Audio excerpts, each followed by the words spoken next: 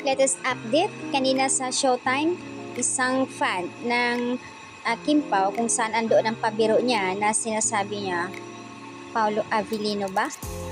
At kasama nga naman niya doon ang co-host na mag-asawang Regine Velasquez and Ogie. At andoon naman din si Kim, si Jong. Yung isang contestant, syempre, pabiro at may pagbanggit pa itong na Paolo Avellino. Samantala, ang mga netizens hindi nagustuhan ang sinasabi ng isang fan na sinasabi, hindi ka ba nahiya, pinipilit mo talaga banggitin ang pangalan ni Paolo Avellino. Guys, hindi ba pwedeng magiging masaya tayo sa mga ganun bagay, di ba? Hindi naman dapat ikakahiya ng isang fan yan kung mabanggit ang pangalan ni Paolo Avellino.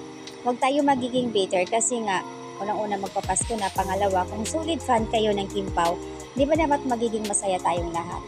Di ba?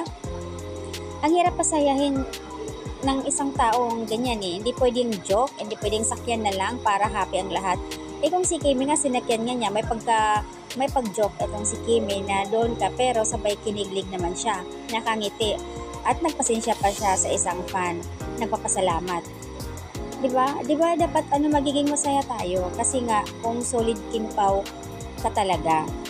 Yung iba kasi merong bitter talaga na ayaw, ewan kung anong fan ito eh. So, ayan, sagot naman eh, sabat ka magagalit eh, ikaw yata yung hindi nakaka-move on. So, hindi mo dapat kasi sasabihin na mahihiya, masama sa joke ate, hindi yun nakakahiya. Correction lang, kasi dapat magiging masaya tayo.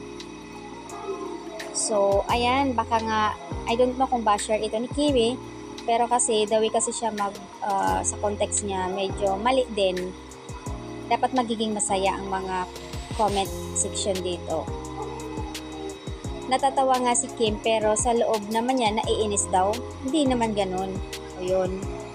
So guys, eto nga, nagkakaroon na hindi pagkakaunawaan kasi nga isang admin nag-react doon sa isang commentators dito na dapat mahiya sa pagbanggit ng pangalan ni Pao, which is hindi din naman dapat ikakaya kasi kung ang mag-asawang Velasquez nga nagtatawanan sila kasama si Kimi doon.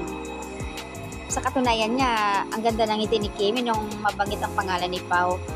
Saka hindi naman bago para sa kanila yan eh. Kung mapapansin nyo sa event, minsan sinisigawan si Kimi. Kim Cho Avellino, nakangiti si Kim. Lumingon si Kim Cho, nakangiti pa siya. As in, tatawagin talaga ang pangalan niya na Kim Cho Avellino. Tuwang-tuwa siya, kinilig siya doon eh. Sa bawat event yun kahit doon sa international.